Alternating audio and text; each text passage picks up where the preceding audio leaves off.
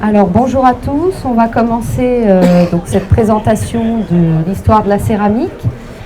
Donc pour ceux qui ne me connaissent pas, je me présente, je m'appelle Virginie Armelin, je suis prof d'histoire de la céramique dans un lycée professionnel depuis un peu plus de 20 ans.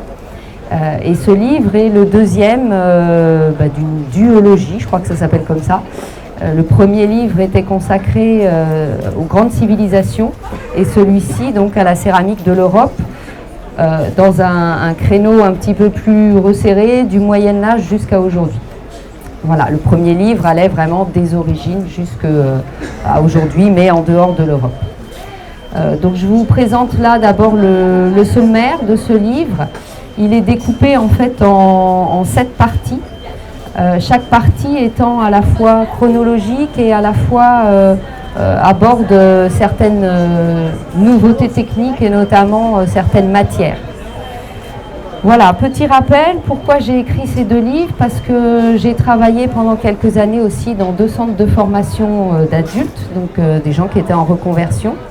Et la demande était quel livre on pourrait acheter pour pouvoir potasser et passer notre examen sans être obligé d'acheter 20 livres d'un seul coup. Donc il n'en existait pas à ce moment-là. Et l'idée a germé lentement dans ma tête. J'ai fini par rencontrer un éditeur qui était intéressé pour faire cet ouvrage. Et donc on a travaillé ensemble pendant 10 ans. Voilà, 10 ans de travail pour élaborer ces 2 livres. Donc l'objectif au départ, c'est de s'adresser aux gens qui passent ou qui préparent un examen en céramique. Mais en fait, il est beaucoup plus large, c'est de s'adresser à tous les amateurs de céramique qui ont envie peut-être de mettre un pied dans la céramique, mais qui n'ont pas forcément la base au départ. Et c'est un livre qui n'est vraiment pas une fin en soi. C'est vraiment un livre qui a pour but de donner envie d'aller voir de la céramique, évidemment, et on a de la chance parce qu'en ce moment, la céramique est de plus en plus florissante. Je viens de lire ce matin un article dans le dernier Beaux-Arts sur, je ne sais plus comment ils appellent ça, la reprise jouissive de la céramique. Il y a une belle expo qui se prépare au musée d'art moderne à Paris. Et le but est aussi justement de pouvoir avoir une première approche et d'aller, si on a envie, si on découvre un style qui nous plaît, d'aller chercher ensuite le livre ou les livres qui vont être beaucoup plus spécialisés et qui vont rentrer beaucoup plus dans la matière elle-même. Voilà, on va commencer du coup avec la première partie, ce qui va me permettre aussi de vous expliquer un peu comment fonctionnent ces 2 ouvrages. Il y a des repères historiques très souvent, c'est le cas du début de la première partie, où on attaque avec le Moyen-Âge et la Renaissance, sachant qu'en Europe, la céramique va vraiment débuter à la fin du Moyen-Âge. Alors quand je parle de céramique qui débute, c'est une céramique de prestige, une céramique artistique, pas du tout la céramique utilitaire qui, elle, en fait, existe depuis l'Antiquité et n'a jamais cessé. Et du coup, ces 2 périodes, fin du Moyen-Âge et Renaissance, vont vraiment voir des changements notoires en Europe vis-à-vis de la céramique. Alors ça va se traduire par des formes utilitaires qui vont se diversifier, notamment selon les régions. Donc c'est un livre qui comporte aussi des répertoires de formes. On a en fait différents visuels, donc des répertoires de formes, des photographies, des dessins, qui pour beaucoup sont des dessins que j'ai réalisés moi-même. Et puis dans le fond photographique, on a un mélange de photographies qui viennent des musées nationaux, de photographies qui viennent aussi du Getty Museum, qui est un musée à Los Angeles qui a une belle collection de céramique, et puis beaucoup aussi des musées de la ville de Paris.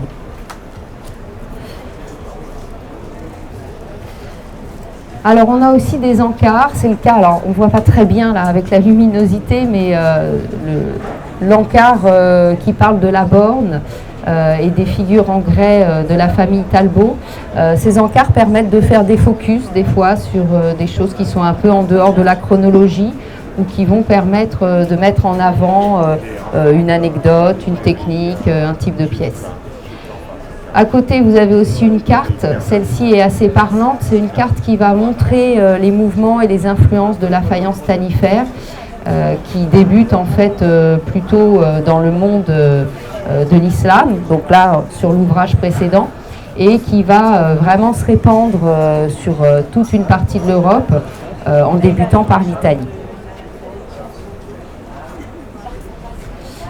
Donc la partie Moyen-Âge, XVIe siècle, elle laisse une grande part d'abord au grès, à la faïence stanifère, à la terre vernissée, et dans la faïence stanifère, il y a des accents par moment, comme vous pouvez le voir là, sur la majolique italienne, avec des styles bien particuliers, qui sont des styles représentatifs, et qui vont aussi essaimer en fait et atteindre toute une partie de l'Europe, aussi bien des fois sur le plan de la technique que sur le plan de l'iconographie ou de la forme des pièces. Là, vous avez deux assiettes et les assiettes italiennes, qu'on appelle les tondeaux, sont vraiment les ancêtres des assiettes françaises. On passe ensuite au deuxième chapitre. On est sur la faïence stanifère toujours, mais cette fois du XVIIe au XIXe siècle. Et le gros gagnant du XVIIe siècle, c'est le pays de la Hollande, avec des ateliers qui vont faire énormément de carreaux. Donc on parle beaucoup des thèmes qu'il va y avoir sur ces différents carreaux bleus et blancs. Et puis du Portugal aussi. Deuxième grand gagnant, c'est la France. Après cette force justement de la majolique italienne, on va avoir la France qui va reprendre le flambeau et qui va développer tout un tas de manufactures de faïence stanifère avec des styles qui vont être très divers et qui vont commencer au fur et à mesure à s'imprégner aussi d'exotisme, comme on peut le voir sur ces styles de Rouen qui vont être influencés par la porcelaine chinoise. Le chapitre numéro 3, il parle justement des différentes porcelaines. Alors on l'attaque avec un petit côté un peu technologie, géologie. Là aussi c'est survolé, hein, c'est pour comprendre qu'il y a différentes porcelaines, savoir avec quoi elles sont faites et quelles vont être justement leurs différentes propriétés, leurs différents types. On commence évidemment aussi avec la découverte de la porcelaine asiatique, parce que c'est ce qui va donner envie aux Européens de faire de la porcelaine. Autant les Chinois font de la porcelaine naturellement, parce qu'ils ont la matière première apportée, autant les Européens vont vraiment chercher à copier cette porcelaine. Alors toujours des focus, par exemple sur le service à la française, sur certaines pièces qui vont être emblématiques. Là vous avez tout en bas à droite un rafraîchissoir à verre.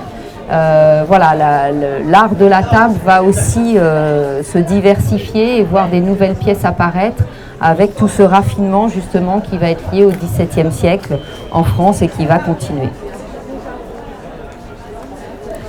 Alors la quatrième partie, on est sur la faïence fine, une espèce de matière un petit peu hybride qui va apparaître très tôt en islam, mais qui va en fait vraiment être caractéristique du 19e siècle. Alors là, il y a un focus sur l'Angleterre en particulier, qui commence son industrialisation déjà dans la deuxième partie du 18e siècle.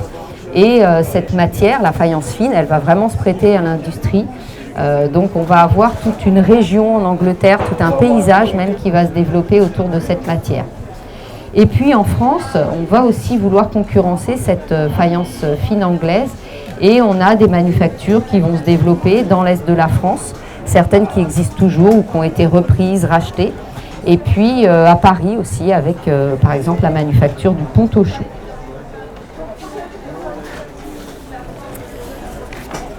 Ce 19e siècle, il va nous intéresser plus particulièrement. Donc j'ai fait un chapitre qui s'appelle le tournant du 19e siècle, où là en fait on va aborder plutôt la diversité des techniques qui va se mettre en place. Comme je vous le disais, c'est un siècle où l'industrialisation va vraiment changer l'aspect de l'Europe, l'aspect de l'art en Europe. C'est souvent un siècle qui est mal aimé par les historiens de l'art. C'est un siècle qui va avoir beaucoup de changements. En France, beaucoup de changements de pouvoir, des changements justement de pouvoir, des guerres qui vont faire que économiquement, beaucoup de manufactures vont disparaître, certaines vont résister, en tout cas elles vont se transformer bien souvent avec cette industrie. Alors ce qui va être intéressant, c'est que à la fin du 19e siècle, on va avoir les expositions universelles qui vont vraiment cristalliser tous ces changements. Et en céramique, on voit apparaître plein de choses, la pyrométrie dans les fours, la mesure de la température et des atmosphères de cuisson, la technique du coulage va vraiment se développer, la lithophanie, les émaux à cristallisation. Donc c'est vraiment un siècle qui est très très riche. C'est aussi un siècle où on va avoir sur la deuxième moitié du 19e une remise en question des codes qui va commencer à voir le jour. D'abord des mouvements comme Art and Craft qui va s'opposer justement à cette industrie, et puis des mouvements comme le japonisme qui va proposer un nouveau modèle esthétique, et il commence quasiment dans la céramique avec un service qui s'appelle le service Rousseau, qui a été dessiné par un graveur, Félix Bracmont, et qui va susciter un engouement pour beaucoup de pays européens. La fin du 19e siècle, c'est aussi l'intérêt de certains artistes qui ne sont pas du tout céramistes, qui vont justement sortir un petit peu du seul médium peinture et qui vont s'intéresser à la céramique. Alors, ce n'est pas nouveau en soi. Les manufactures comme Sèvres, par exemple, ont eu l'habitude d'employer depuis le XVIIIe siècle des artistes pour créer des modèles, mais ces artistes n'exécutaient pas, ils créaient des modèles. Là, on va avoir des gens comme Paul Gauguin qui va réellement travailler la terre, qui va investir l'atelier d'Ernest Chaplet, un céramiste, ou alors Vuillard qui est connu pour certains paravents, certains éventails qu'il a décorés, pour ses tableaux aussi, et qui va travailler sur un service de porcelaine. Donc on est dans le début du décloisonnement. La sixième partie, elle est consacrée au XXe siècle avec une céramique qui va épouser les premières avant-gardes. Donc on a par exemple en France les Fauves, ces gens comme Matisse, Derain qui vont se mettre à peindre sur des vases. Alors c'est pas de leur initiative, c'est l'initiative d'un marchand, Ambroise Vollard, qui imagine que les tableaux un peu forts en couleur des artistes fauves peut-être trouveront plus de résonance sur des objets d'art qui pourront rentrer facilement dans les salons. Alors c'est pas forcément une réussite à l'époque, mais en tout cas ça montre aussi cette volonté de décloisonner les arts. En Russie, on va avoir aussi de la céramique d'avant-garde qui va épouser la révolution russe. Et puis voilà, d'autres mouvements comme le Bauhaus. On va ensuite aborder ce qui va se passer entre la Première Guerre mondiale et le style art déco. Le style art déco qui va montrer une céramique vraiment de luxe avec des formes assez épurées. Là aussi, on a un petit retour parfois à une espèce d'industrialisation, mais avec des gens qui veulent essayer de faire rentrer le beau dans l'industrie, avoir du beau pour tous, comme Charles Cateau, qui était un céramiste belge qui a travaillé à la Louvière. Et puis voilà, des gens comme Gio Ponti qui a travaillé dans certaines manufactures italiennes sur des décors de vases, vraiment dans le style art déco. Et le style art déco va être aussi contrebalancé par le fonctionnalisme qui va rentrer dans la céramique et qui va apporter ce côté un peu design. Voilà, ensuite, la céramique d'après-guerre jusqu'aux années 70. Alors là, on va avoir des gens comme Picasso qui vont se mettre à la céramique et qui va ouvrir un peu le champ à une espèce de décloisonnement encore et permettre à certains potiers, entre guillemets, d'oser des choses un petit peu plus artistiques. Et puis on va avoir, là vous avez par exemple les Lerat, les Caprons, Montmolin. On va être dans cette mise en place de la diversité qui va s'accentuer dans la décennie suivante avec cette fois de la faïence, de la terre vernissée, du grès, des émaux de haute température et des émaux comme les Caprons des fois, et du grès un peu nu. Dans les années 80, justement, on va, comme je vous disais, atteindre une diversité de plus en plus grande, diversité de matériaux, diversité de supports, diversité d'expressions. Vous avez par exemple une installation de Nicole Giroux avec des sortes de drapés, donc des choses qui vont prendre de l'envergure. Vous avez des choses qui s'apparentent à la sculpture, qui s'apparentent au vase. Le design qui va vraiment s'approprier la céramique avec Virban par exemple qui va travailler sur des services à thé. Et puis de l'expression pure pour certains, comme Wayne Fisher avec des éléments qui sont tournés à double cloison et puis déformés et travaillés avec des superpositions de couleurs, des mots d'engobe. Alors, là, c'est le dernier chapitre. Depuis les années 2000, la diversité, elle s'est encore accentuée. Évidemment, ne figure ici que une vingtaine de céramistes sur l'ensemble des céramistes dont je parle. Et même l'ensemble des céramistes que j'ai choisis pour mettre dans ce livre est très réduit par rapport à ce qu'on peut trouver aujourd'hui. Mon objectif, ça a été non pas de faire quelque chose d'exhaustif, mais de montrer justement comme cette céramique s'est diversifiée et comme elle s'enrichit, alors aussi bien avec de la céramique du quotidien qu'avec encore une fois des installations, avec de la céramique qui joue sur les codes, qui joue sur le trompe-l'œil, de la céramique qui est vraiment artistique et contemporaine. Voilà, donc c'est vraiment l'idée de ce dernier chapitre. Alors je termine en fait avec cette page qui peut vous paraître un peu énigmatique. La première photo avec le pôle, carrelage et la main, c'est parce que je me suis questionnée aussi sur la céramique du futur. La céramique en fait c'est pas forcément un matériau écologique dans le sens où elle n'est pas recyclable. Mais on cherche, beaucoup de gens se posent des questions. En ce moment, ça fait partie des débats d'actualité. Est-ce que les substances qu'on utilise, qui sont controversées, qu'il va falloir tester, etc., ont lieu d'être dans notre céramique? Là, en fait, c'est un projet qui a été fait par une designer française, Anne Fischer, qui a travaillé sur la dépollution de certains sites, avec des plantes en fait qui vont absorber les métaux lourds sur des anciens sites industriels, et en calcinant ces plantes, en récupérant les cendres et en faisant entrer les cendres dans la composition d'émaux pour des pièces qui ne sont pas des pièces alimentaires, donc du carrelage et des poteries d'Anduze. Elle a travaillé à Anduze. Et ben on peut justement, la céramique peut devenir un élément qui va favoriser l'écologie. Voilà. Et puis les deux autres photos. En haut, c'est Marie Bracmont, donc la femme du graveur dont je vous parlais tout à l'heure, Félix Bracmont. Elle fait partie de ces femmes de la fin du 19e, comme Camille Moreau-Nélaton, qui est en bas, qui ont commencé à s'intéresser à l'art, à la céramique, qui ont laissé leur nom, et c'est des choses plutôt rares à cette époque. Voilà, le livre, en fait, le second livre, je le termine sur l'idée que le métier de céramiste en Europe, qui était un métier d'homme, un métier dur, un métier physique, se féminise de plus en plus. Et le constat, je l'ai fait aussi dans la sélection des céramistes que j'avais fait pour ce dernier chapitre, qui porte plus de noms de femmes, étonnamment, que de noms d'hommes. Voilà, donc il y a peut-être une réflexion à avoir sur ce que devient le métier, la céramique.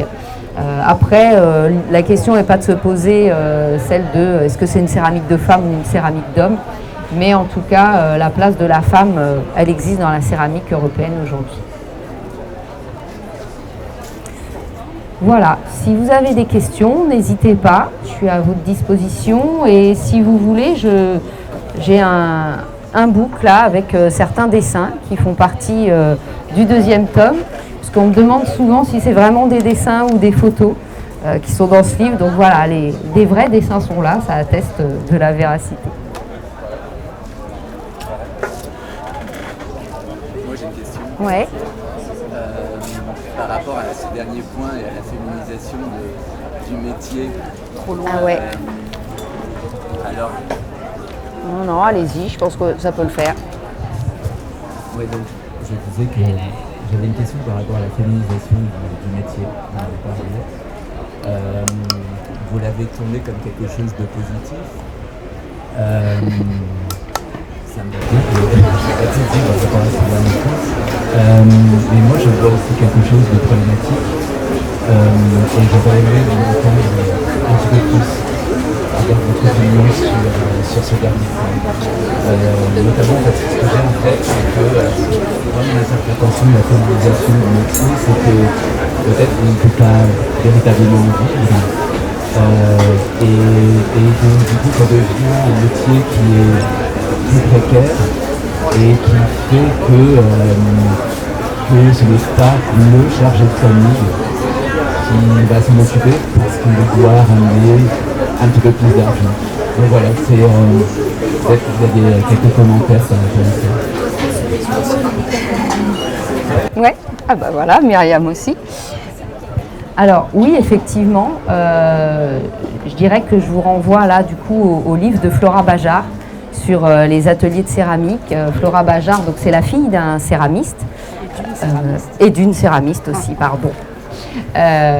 Et elle a fait une thèse en sociologie sur je pense qu'il est le livret est sur le stand, voilà, de la librairie.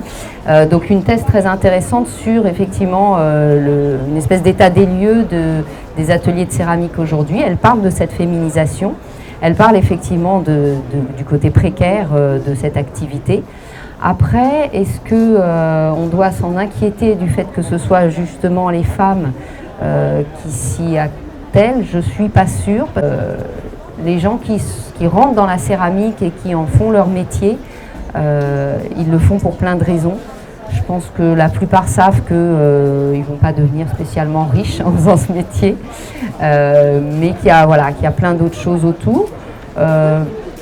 En fait, je ne m'en réjouis pas dans le sens où l'idée ce serait qu'il n'y ait plus que des femmes en céramique, mais je m'en réjouis dans le sens où je pense que ça redonne une visibilité peut-être aux femmes. Et alors, elle en parle, hein, Flora Bajard aussi, de l'image que chacun a de soi.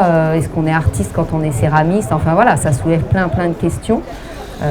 Et donc vraiment, enfin voilà, je vous renvoie à ce livre qui est une mine d'infos et qui permet de comprendre pas mal de choses, je pense.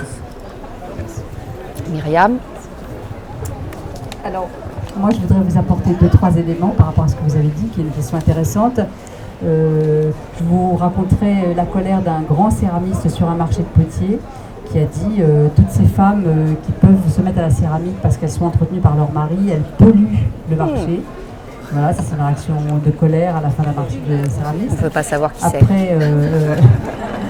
Après, je vous donnerai une information qui est que je crois répertoriée par Atelier d'Art de France il y a quelques années, 95% des céramistes donnent des cours.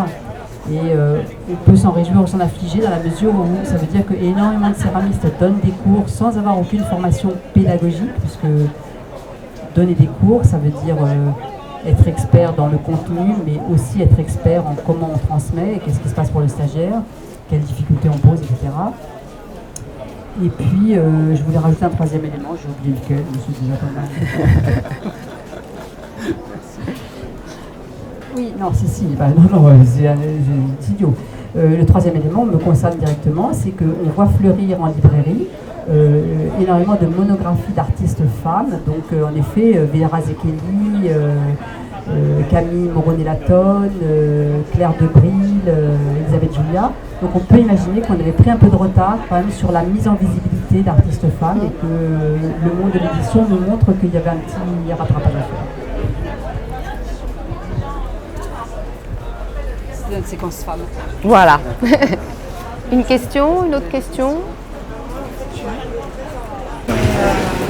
Moi j'ai été juste intéressée par votre formation, que j'aimerais bien en fait étudier ça, l'histoire de la céramique dans le temps et selon les époques et les pays même actuels, parce qu'en fait on ne pratique pas la même chose en Afrique, en Asie, etc.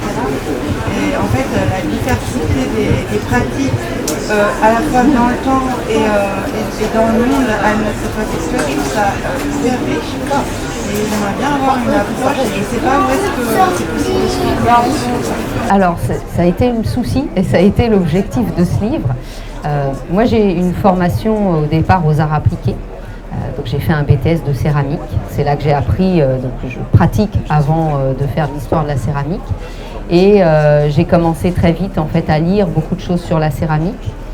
En tant qu'enseignante, donc j'enseignais d'abord en atelier et j'ai eu l'opportunité d'enseigner l'histoire de la céramique, mais on m'a demandé de passer en fait par la fac, chose que j'avais pas faite. Donc à 27 ans, je suis allée à l'université en histoire de l'art et pendant 3 ans, puisque j'ai fait une maîtrise à l'époque, enfin voilà, un DUG accéléré, une licence, une maîtrise, et pendant les 3 années, j'ai dû entendre parler 2 fois de céramique. En fait, l'université parle de l'histoire de l'art, parle de l'architecture, la peinture, la sculpture. La céramique, ça fait vraiment partie du parent pauvre. Voilà, alors après, je peux peut-être vous conseiller l'école du Louvre. Il y a des cours, effectivement, qui sont peut-être un peu plus diversifiés sur les métiers d'art. Mais en fait, à ma connaissance, je dis bien à ma connaissance, je ne connais pas d'endroit qui vont vous permettre d'aborder tout ça. Après, je pense qu'il y a plein d'endroits où de temps en temps, vous allez avoir une conférence sur la céramique grecque, sur la céramique japonaise, sur des styles en particulier. Je sais qu'il y avait des conférences au musée de Sèvres. Avec le Covid, il y avait pas mal de choses qui se sont arrêtées. Peut-être que ça a repris ou que ça va reprendre. Mais en tout cas, c'est pas à l'université en histoire de l'art que vous entendrez plus parler de céramique. Et vous avez fait comment? Vous avez glané les informations à droite et à gauche? C'est ça, c'est ça. J'ai dû construire un cours qui abordait la céramique des origines jusqu'à aujourd'hui pour mes élèves. Et donc, j'ai glané pas mal d'informations. Et c'est ce cours, en fait, qui était une espèce de livret polycopié que j'ai utilisé comme base pour faire ces 2 livres, que j'ai enrichi parce qu'un cours n'est pas un livre et vice-versa. Voilà. Et puis, l'idée, c'était aussi, à travers ces livres, de mettre en lien certaines choses que je ne trouvais pas forcément dans les ouvrages que je lisais. Sur la céramique, souvent, soit c'est des ouvrages techniques, soit c'est des ouvrages stylistiques et historiques, mais les deux ne font pas toujours bon ménage. Voilà, il y a un céramiste qui le fait très bien aussi, c'est Jean Girel. Voilà, notamment, il y avait eu une exposition sur le céladon il y a quelques années, je ne sais plus si c'était au musée Cernouchi ou Guimet, et où il a participé justement au catalogue d'exposition et où on a plein d'infos sur les céladons, sur les types de cuisson, sur les émaux et sur le côté historique aussi. Donc parmi les livres à lire, une brève histoire de la céramique de Jean Girel, voilà, ça c'est magnifique aussi, ça permet d'aborder les grands jalons des différentes civilisations. Et puis après, le conseil, c'est aller dans les musées, quoi. Les galeries Campana au Louvre avec les céramiques grecques sont toujours désertes et il y a 1000 choses à voir. Il y a des notices qui sont faites par les conservateurs. On peut se promener avec dans les salles et on a une mine d'informations aussi.